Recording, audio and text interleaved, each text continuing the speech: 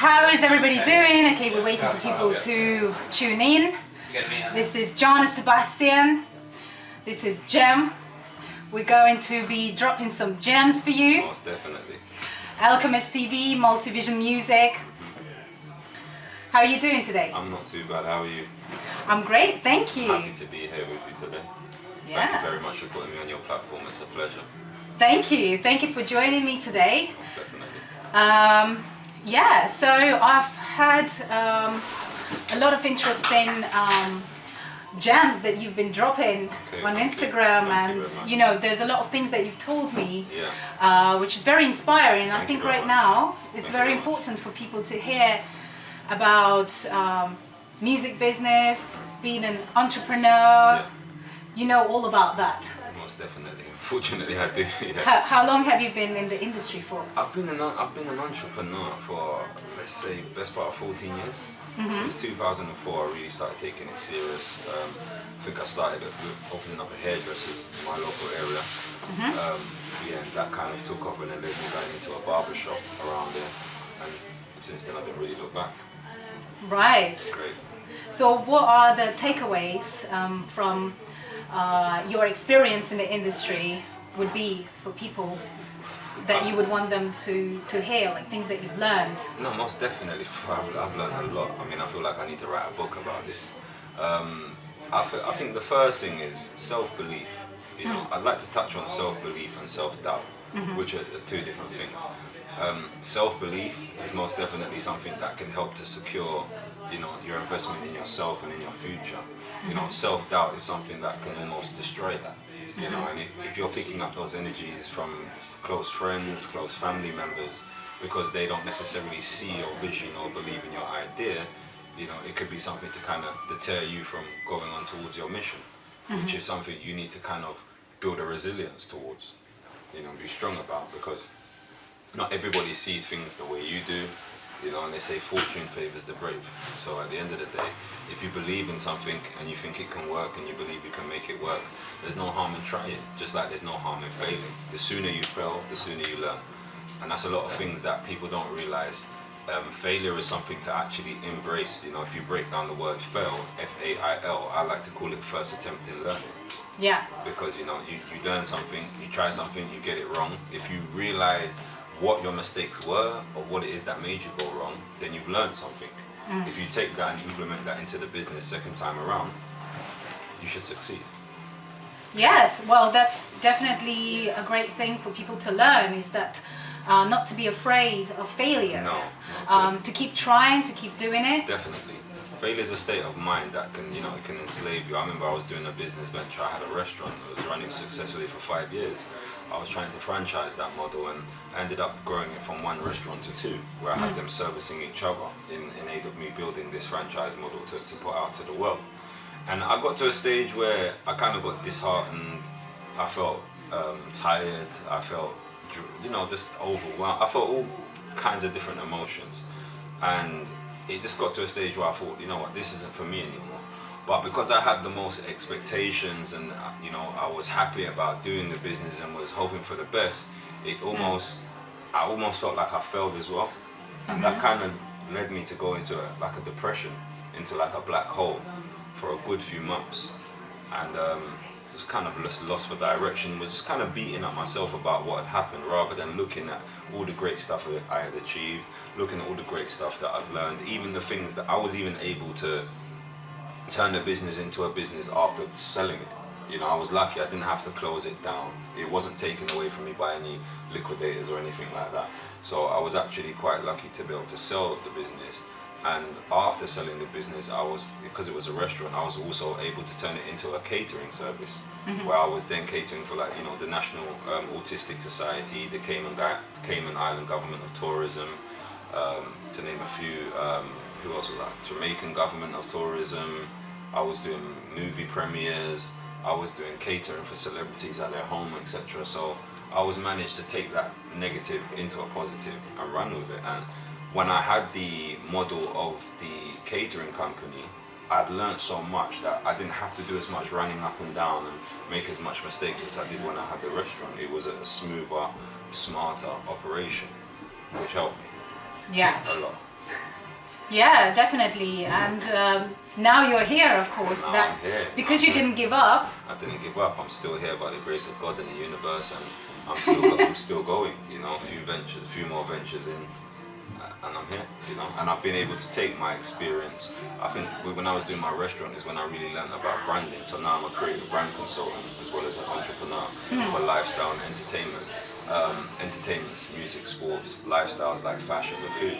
And I've been able to creatively direct other brands and help them find their place in the market, find their identity and own values that they can be famous for. Yeah. So, you know, that's kind of, it's an interesting position to be in now, considering, and it's just like looking back at it, I managed to gain that experience from being in the restaurant trade when I wanted to brand my restaurant and turn it into the global franchise that I wanted to. I actually, you know, I paid for the branding, I went on a course, and a quick crash course for branding, and that is where I learned what it is to operate a brand, how to create a brand, and how to explain the values of that brand to the general public or consumer.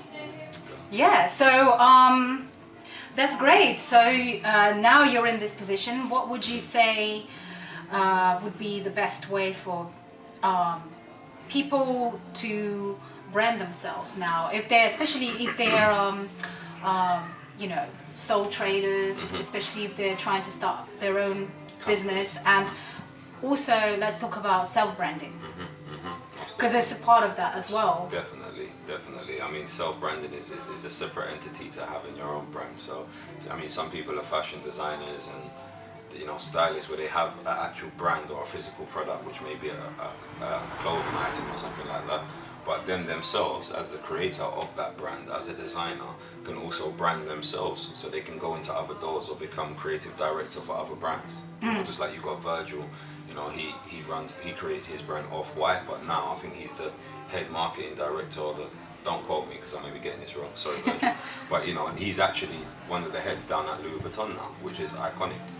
You know, for him, for where he's coming from, really great. So I think that, you know, branding yourself, branding your company is important. But I think before you invest in branding, especially with your company, I think it's important to test the market first with your product. A lot of people want to invest in branding first time, which can be very expensive, and you're doing a lot of stuff for something that may not actually work when it touches the market. So I think it's good to test the market with whatever brand it is that you're offering, whether you're a musician, whether, you know, you have an alcohol or food brand. Test the marketplace, see, you know, how the consumers react to it, and then you've almost kind of organically started the first stages of building your brand. And you find out, when someone like myself as a brand consultant comes in, I can find out what it is people love about your brand, what makes your brand so famous, why they relate to your brand, and then we help to implement that into your branding as part of the guidelines and the values for your brand, so that you can emulate that more and keep the people coming and keep giving them what it is that they love. Never sell to people that don't buy. Rule number one. Doesn't make any sense. There's no point in selling stuff to people that don't buy when you have people that do buy. It's better you sell to the people that do buy than to the people that don't, if that makes sense. Yeah, definitely, because especially about 100 years ago, when the whole PR industry was in the beginning stages in this era, you know, of technology information now, the standard way to promote and try and market things was to just blast everyone with information, and it wasn't targeted. Like, people didn't care about targeted audience, and sometimes people think about the views and you know, how many people have seen that billboard on a certain road, but sometimes it's not about setting up a billboard just because 1 million people passes by. It's about creating an advert that maybe 100 people will see, but those 100 people are actually going to buy your product and connect with your brand, and probably even sign up and subscribe, because everything is about subscription now as well. Definitely. I mean, that's what you said. It's about your target audience. I mean, if you're going to build an alcohol brand, there's no point in trying to get people that don't drink alcohol to buy your brand. Yeah. Or people that hardly drink alcohol to buy your brand. You want to target people that do consume alcohol, you know, and then you just target what kind of people you want to target, and you can help do that through your advertisement, etc. So if it's young people you're trying to reach out to, if it's freelancers, if it's people in the creative industry you're trying to reach out to and prove that your product is for them, then you need to explain that and bring that through your advertisement and your branding, so that you're doing stuff to capture your target audience. Yeah, exactly. And that goes out to music artists as well, because it's not about trying to just get on a platform like talent shows or something like that, just because that's the place where people go, because maybe that's not the niche that you want to target your music towards. Maybe there is a niche for everyone. There is always a listener for some type of music that's out there. It's just about realizing who they are and trying to find ways to get through to them. Most definitely. And maybe it's not even in this particular country. Maybe you need to travel. Maybe you need to go out to a different place. So yeah. No, I think you're right with that. I think with musicians, once you build your own cult following, you know, you have your actual fans that follow you and love you for your music, then the world is your oyster. You just need to be able to go around collectively finding out who these people are, how to get them to you, how to get your music to them, and the rest is history from there. Yeah, exactly. Especially with social media now, and especially with the way that we can connect with people from all around the world. And that can be also a part of your branding as well. Most definitely. That is a big part right now. Big part. I mean, one thing a lot of musicians don't have, which I try to encourage, especially most of my clients, you know, what we create for them, is bios. You know, you can't just, you're trying to deal with all of these big major companies, especially independent musicians that are trying to get their music playlisted or trying to get through to clothing brands, etc., DJs. People don't just want your music. They don't just want to hear the link to your music. They want to know a bit of your story. They want to know what you look like. They want to know what you're here for. So once you have a bio, which is, you know, a mini biography on yourself, it explains your journey, explains what you're about, explains what you're about to do, what you plan to do, and also there could be some kind of visual, you know, image attached to it as well, so people can get a look of what you look like, you know. It's true. Gone are the days when it was just the music that was sold by itself. So when people didn't know, even let's say in the 70s or 60s, a lot of the times people didn't even know who's the artist behind that song. They just knew the voice. But now, especially with social media, people want personal connection with artists. Definitely. And in fact, especially now, but at the same time, the music industry has gone like full circle, because the recording industry only existed for just over 100 years, as it is now, where the focus is about the product of the records. But before, for pretty much majority of history, it was about touring. And it is back now, where it has always been, about a musician getting out of their place, of their comfort zone, and touring and performing and connecting personally with the audience. So again, it's that kind of experience. So people would rather go and see the artist perform live. Definitely. But then for them to be able to connect with them, they have to know a lot of the times their backstory, their biography. They want to know who they are. Why do they want to get out and travel to see this particular person outside of just vibing to their tunes? I mean, definitely. I think a lot of people relate to musicians now because of social media more as people than just their music. I think it helps that they can see some of people's day-to-day lives and realize that they're living a similar life to them. I mean, take away the glitz and the glamour for a minute, but you know, some musicians do actively post their problems or their issues, what they're going through, or you know, their family and stuff like that, so people can see that, okay, these people are normal people, you know, they still go through issues that we go through, they still have a family like, you know, we have, and yeah, I can relate to this person, or you know, this person likes the same football team as me, or we have something in common. So I think the social media platforms has definitely helped to create more brand awareness and brand presence for up-and-coming musicians, or even just people working in the talent industry or the entertainment industry.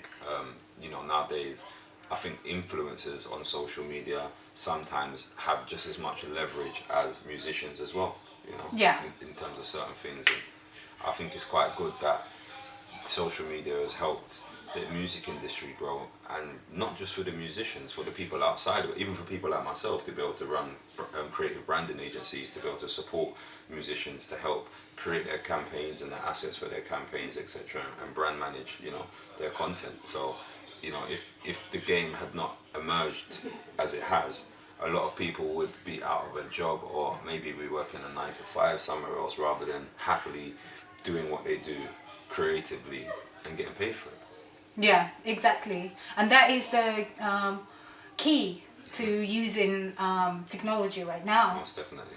I think it's a very good way to kind of, but it starts with self-belief anyway. It always starts with self-belief. If you don't believe in yourself, then it's hard. Shy boys don't get any biscuits. That's what I say. Shy boys don't get any biscuits. If you're about girls, girls don't get any biscuits. Shy girls either. don't get any biscuits neither. So if you're trying to put your hand in the cookie jar, you got to be confident. That's true. You have to be confident in yourself, believe in your mission, believe in what you're trying to do, and you've got some projects coming up as well, isn't it? To do with helping people realize their potential. Yeah, most definitely. I mean, I just found that there's a lot of stuff that I do as an entrepreneur. There's a lot of fingers I have a lot of pies. Sorry, I have my fingers in, and it's hard for me to even have a title. Do you understand what I mean? So yeah, creative brand consultant, entrepreneur, but there's so many other different titles that I could have. But one thing that I found that I've been given the gift to do is to motivate people. I think some of us don't realize how influential we are or we can be as well.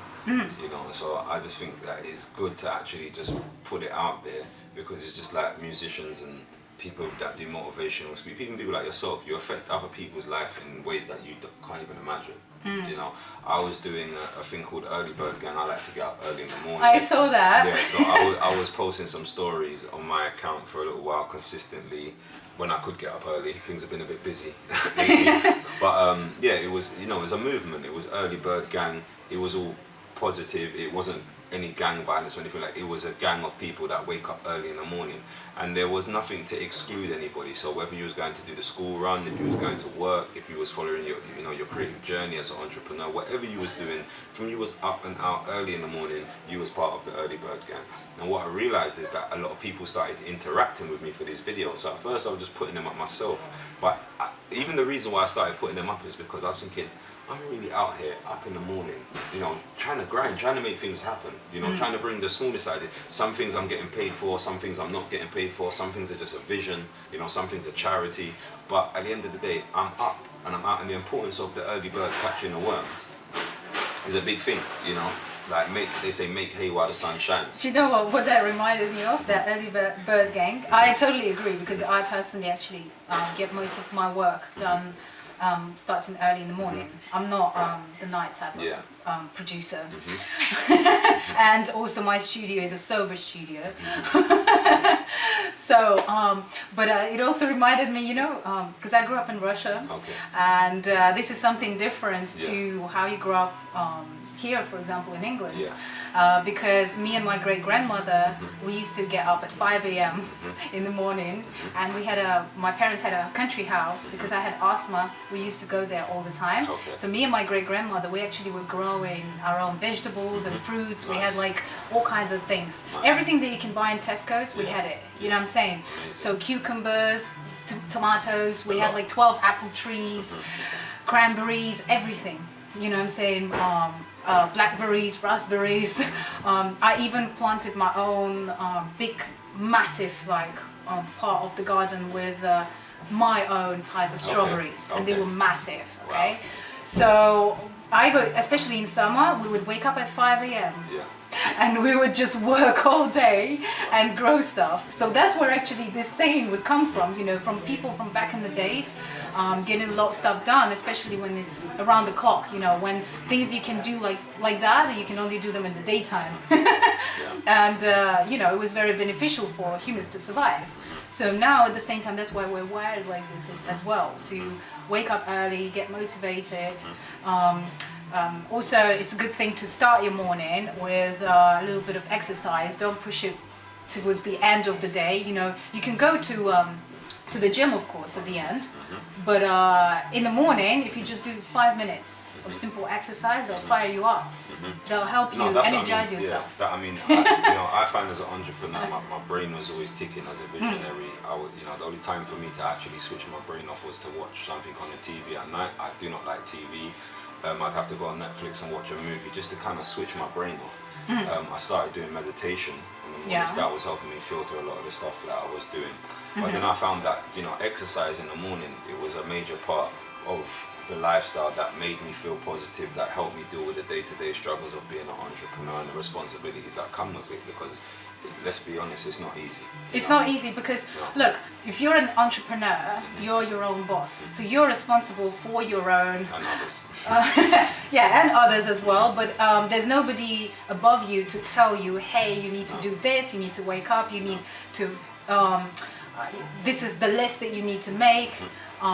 This is your targets. You set your own targets. So you take on the full responsibility. That's the difference. And I feel like some people are scared of becoming that entrepreneur because they're afraid of taking that responsibility. Yes, most importantly, definitely. But I feel like, you know, self-discipline is definitely the key. You know, as an entrepreneur, you can't be in and out to, you know, your issues or the stuff that, you know, your weaknesses. You know, you need to try and find people that can complement them. You know, you can't be afraid to ask as an entrepreneur as well. That's another thing. If you haven't got the budget to employ people or to hire people's services or what you need, don't feel free to ask for help. You know, don't feel free to ask for support. Everybody needs that initial kickstart in the beginning. You know, everybody gets confused sometimes and overwhelmed with thinking, I need money to make businesses happen. Oh, speaking about the egos. Yeah. Isn't it? Sometimes people get caught up with the ego. They don't want the genuine help. There's a difference between somebody trying to control you and offering this as help and trying to get a stake of your business because they can see there's potential. And there's another version when somebody could come and genuinely try to help your brand grow because it's beneficial and they're just here to help. So sometimes I found that people can get caught up in their egos and they say it's just me against the world, no one else. I find that ridiculous. I mean, a wise man once told me, he actually asked me first, he said, what's the difference between a rich man and a poor man? I can't even remember what the answer was that I gave him, but it was wrong. He said it's information. Which is very true. You know, information is key and that is what helps you. So if you're trying to start a business, research, find out about the sector of business that you're trying to go into, find out who you need to know, find out who can help you. You know, try and research the do's and don'ts because life is about experience as well, and this is why we're going back to you can't be afraid to fail. Because, you know, I feel like it's inevitable that you're going to come across a few failures in life or, you know, a few stumbling blocks when you're on a journey to any form of success, you know, business, but that's how you learn. You know, you have to get back on the treadmill. If you get knocked off, if you stay off of the treadmill, it could be very detrimental towards your business and towards your own mental health, you know. So, and that's like me speaking from experience. I said there was a time when I jumped off the treadmill and it could have destroyed me. You know, I had to find the will and the power to jump back on. And another thing that I like to say as well, if you are at the rock bottom, the only way is up. It's the only way, really. Otherwise, you've got nowhere to go. Otherwise you stay down. So that's why even the failure, you know what I'm saying, it can teach you that, okay, where do you go from here? Exactly. You go up, now you try again. Exactly. I think, you know, it's important that, you know, you can find people that believe in your visions and your dream. It's not necessarily going to be your closest friends. It's not necessarily going to be family. But there will be people out there that see what you're doing or trying to do and like it and, you know, may be able to support you in what you're doing. Once you can connect with those people as well, it can help you a lot. You know, no one man is an island, as they say. So you need a good team of people to help you produce what it is you're trying to produce. I find that also sometimes it's taking a more holistic approach as well, where advice could come from any place. You could literally take on the science as you go, because you could even get a piece of advice that is just one sentence from a man down the road, you know, that you only see for 5 seconds. That person is just, I don't know, it could be even a cashier at your local store, you know, and you instead of just saying hi, you just exchange a couple of sentences. Next thing, it could be something that would be changing, you know, your perspective on a certain thing that could. So sometimes it's just keeping your eyes open, keeping yourself open to the world, because the world could be trying to transmit this information to you if you're tuned in like this. Most definitely. And then you can take that on and take every experience, because a lot of people are shutting themselves off the majority of the day, and then they just walk in, you know what I'm saying, and just go in automatically. But this is a different kind of approach where you can literally take on every moment and take it in as a way. Yeah, I mean, like, I remember before when I was actually on one of my entrepreneurial journeys, and like a close friend of mine was just like, they knew I was on a mission to get somewhere, and because I wasn't where I wanted to be, you know, not complaining, but the things I was saying on the way to the mission, or I wasn't enjoying it. And they always used to say to me, enjoy the journey. Like, enjoy the journey on the way to your day. And I said, what do you mean enjoy the journey? I want to do this. I'm trying to achieve this. The journey's going left. Do you understand what I mean? But, you know, one day it suddenly dawned on me. And I was like, they're right. Enjoy the journey. Enjoy every moment of your journey to where you're going. The good times, the bad times, the hard times, everything. It's all character building, and it's all part of the story of where you're going to go. You know, and sometimes it's within your darkest moments where you see the light. And sometimes you need that to happen. There's a saying, they say pressure makes diamonds. And it's something that I've always believed in. Sometimes it's only until that pressure is applied, people really perform. Sometimes when there's no pressure, you know, we just do what we want to do. Exactly, because for example, in the self-help industry, there's a lot of this kind of fake positivity and fake happiness where they say you should never experience any type of stress. I don't think so. I think sometimes a certain amount of good stress can actually be helpful because you're challenging yourself and you're trying to set goals. Without that, nothing's going to happen. You're going to just procrastinate, you know, and... life is about, you know, definitely, you know, life is about, you know, boundaries and challenges, and it's about balance. So not everything can be good, and this is what you have to understand. When something bad's happening, something good can come at the end of it, and that's what happens at most of the time. So, you know, don't panic, don't curl yourself up into a ball and die. You know, just stay focused and just go ahead on your mission and just believe, have faith. Faith has got a lot to do with it as well, and I don't mean like directly religious faith. If you are religious, then definitely hold on to your faith, but also just having faith in the universe, having faith in who you are, and just knowing that time is the master of all things. Yeah. You know, sometimes things don't happen before their time, and I think one thing that you touched on, you didn't say it in this way, but I feel like it's about being vigilant. It's about being able to see the signs, about being able to read the signs, whether it's people that come into your life, whether it's a letter that's come through the door, whether it's an opportunity, you know, see the signs and be able to read them, because that is what's going to help you go forward into where you need to go. That's actually what my label means, the name of my label, Multivision Music, which the name I came up with back in 2006, on the verge of 2007, and that's what it means, is that it's the time not for just tunnel vision, it's for the time for multi-vision, meaning that you have to be open, take in different information, because we are living in the information age, you know, in the age of technology, so that's the way to go. Yeah, so yeah, dropping gems here. Yeah, dropping gems, most definitely. I mean, dropping gems, even that, it's a platform that I'm building, which is basically what we was talking about me dropping gems and more on the motivational side of things, more branded as well, you know, to show people what can actually be done from nothing, you know, turning it into something. So that's a talent, actually. Anybody can use billions and trillions to pay for stuff to be done and then pay a team to create something. Anybody can do that. That's not talent. Real talent is to creating something from nothing. Definitely. From zero, from scratch, and building that up. That is talent. I feel like I'm a dinner all my life. it's tiring, but yeah, it's definitely a gift, and you know, it's definitely rewarding once you've actually reached that goal. Whether it's, you know, even if it's not a financial reward, just the achievement of actually, you know what, this is something built from nothing. Yeah. You know, I started this with nothing. You know, I built this into something. You know, whether it's with the help of other people or by myself, and it's something to cherish. You know, every step of the way that you achieve, even one step, it makes you believe in yourself even more. Definitely. It makes you realize, okay, you're on the right path. Definitely, most definitely, I believe that. I'm a strong believer in that. Yeah, well, yeah, on that note, thank you so much for watching. Thank you very much.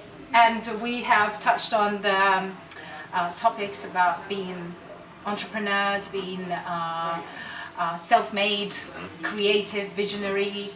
That goes out to everyone out there. It doesn't matter what industry you're in. We just, you know, obviously touched on music industry as well, but at the same time, it doesn't matter what you're doing. In every industry, there's a way for a self-made person. And I think it's the time now as well. That's the correct way to go. It's a great time to be alive. Yes, what a time. A lot of boundaries are being pushed, so it's good. Yes, yes. Thank you so much. Thank you very much for having me, and thank you to the listeners and followers. One thing I'd like to leave people with: never forget, a fair exchange is no robbery.